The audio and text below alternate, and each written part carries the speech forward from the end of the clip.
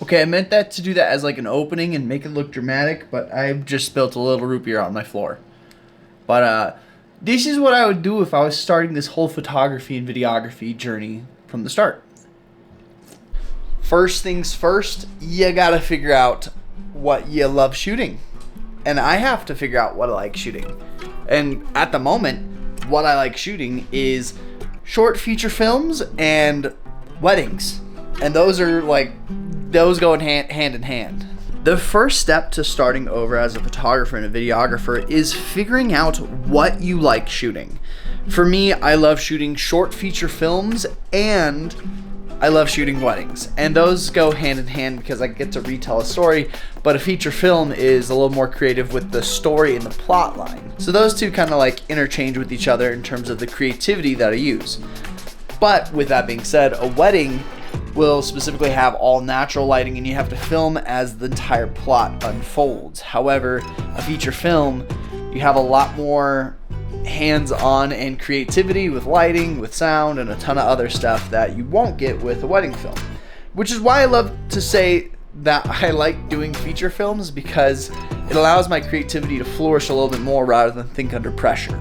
I will say this though, if you have no idea what you like shooting, my advice to you would be shoot freaking everything. And it's gonna get hard, it's gonna get stressful, it's gonna get overwhelming, but when you're shooting everything, one thing's gonna stand out to you like a sore thumb. If you're not getting booked to shoot everything, then book everything for free. Do it without pay, just to figure out where you are at as a photographer or filmmaker. Because finding out what you like shooting is like a huge leap forward to your mental health as well as your workflow and all your processes and stuff. And to book yourself doing free things, the number one thing that you're gonna need to do is find people. Find owners, find networking groups, get yourself out there, make it a point to say hi to someone that you haven't met, figure out what they do and see if you can help them with their journey and their business and or company. Because once you get that started, then life just gets a little bit easier.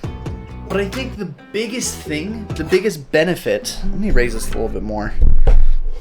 So to me, I feel like the biggest thing that people struggle with is finding the right clientele. And you're only gonna do that by doing one of two things: cold calling random companies in your area, or walking through those doors and introducing yourself. Now, a door-to-door salesman is kind of frowned upon in 2026. However, you'll get to meet more people.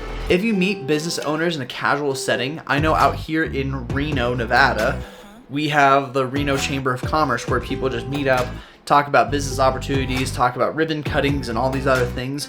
If you just go to your business chamber of commerce in your big city, in your area, you will find so many opportunities, it's kind of ridiculous. But the biggest key takeaway is you just have to go out and meet those people. And so many photographers and filmmakers don't actually take up on that opportunity. With that being said, there are a ton of people that claim to get you a ton of bookings super fast. And there's also other people, certain clientele, that will tell you that they're super interested and they're just not. Those people that want to give you business and they seem like over ecstatic and you're probably thinking this is too good to be true, it probably is. One of the biggest things that I've learned in the past 3 years, and I hate to just pick on a group of people, but realtors always just mess with me in some way, shape, or form. They'll ask for more than what was promised, and I've had at least 4 real estate agents that have signed my contract without reading it. And I know that they didn't read it because they'll want to cancel or reschedule, and I would charge them a fee to cancel or reschedule, because that is my time that you've booked, that I've set aside for, and you're canceling on me, and I have to find more money to pay my rent that month. That's not okay. So I just don't do real estate. It's one of the things that I don't like shooting. Even when I'm in a house, going to every single corner, lighting it properly, getting the right exposure, and all those other things, I just don't find any joy in it. It's soul-sucking to me. But when I'm telling a story, when I'm capturing those precious moments at a wedding, I'm in heaven. It feels like bliss. It feels like a glorified hobby, and I support my family with it, and it's great. I love that. That brings me to my next point, which is shoot what interests you. Seriously, there's nothing that is a greater piece of advice for filmmakers or photographers than to shoot what interests you. Whether that be real estate, whether that be weddings, whether that be expos and events, whatever it may be, shoot what interests you. Because when you're not excited about shooting the thing that you're there to shoot, people notice. People notice when you're just kind of grudging on, like you're working a 9 to 5, rather than being super stoked and super hyped for a wedding, or even super stoked and super hyped for a real estate video.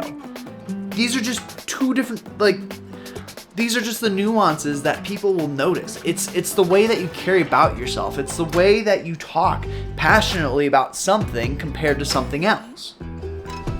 And that's kind of like the crazy thing about it too, is like if you shoot everything that you love shooting, then you're gonna feel like you're not working at all. You're gonna go home and you're gonna edit and you're gonna put that thing together and you're gonna be super stoked that that thing panned out exactly how you envisioned it or how your client envisioned it. And at the same time, if you do a really good job, you can make a lot of money. And look, I get it. It's really hard picking one thing, and it's really hard to niche down. I hear it all the time where you don't know what to shoot, you don't know what to get started with, but you want to create content for a living. I get it. I guess the hardest thing for me was I was quitting my 9 to 5 job, and I loved making YouTube videos as my hobby. And I'm slowly shifting into the wedding space, but I still love doing YouTube, and it's still within the art of what I want to pursue. Which is why I'm posting YouTube videos every single week. And that alone takes a lot of dedication, especially if you're shooting weddings.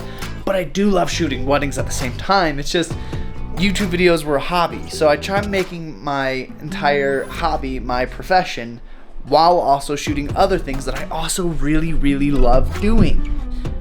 It's like a full circle moment. Because again, there's feature films, there's weddings, and then for me, YouTube is like a glorified hobby.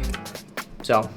And the stark reality of becoming a photographer or filmmaker, specifically filmmaker too, I made money in the first 2 years of doing this, which not a lot of people could say, but with the money I made in that first 2 years, I didn't pay myself a single cent. Not a single cent ended up in my personal bank account. And the reason is because every dollar that I got, I reinvested into the business. So those first 2 years that I started my little tiny empire, I shot for free, essentially. I just tried a ton of different things out, and I bought gear that fit the needs of my clients. And that's how I grew to where I am now, and I have a lot of gear, and I'm super excited about it, but those first 2 years were hard. I had other jobs while I was pursuing the thing that I wanted to do, which was filmmaking, which was photographing. It's not all about your artwork. It's, in my opinion, it's about your personality. It's about your drive. It's wanting to be there and wanting to shoot the thing, not because of the money, but because you genuinely enjoy it. If I was starting over from scratch, what I would do personally is I would figure out what I love shooting. And if I lost inspiration for what I love shooting, I would simply go shoot something else. And if I couldn't figure out what to shoot else, then I would go out, meet people, and see if I could shoot for them for free if it was something different than what I have shot previously. What do you guys think? Did you learn something? If you did, I would appreciate that like and subscribe. If you've never met me before and you're like, who's this quirky guy? Go ahead and check out the other videos that I've made, as well as the wedding videos, because I've posted a couple here on YouTube and I think they're pretty rad. So, you have a good one.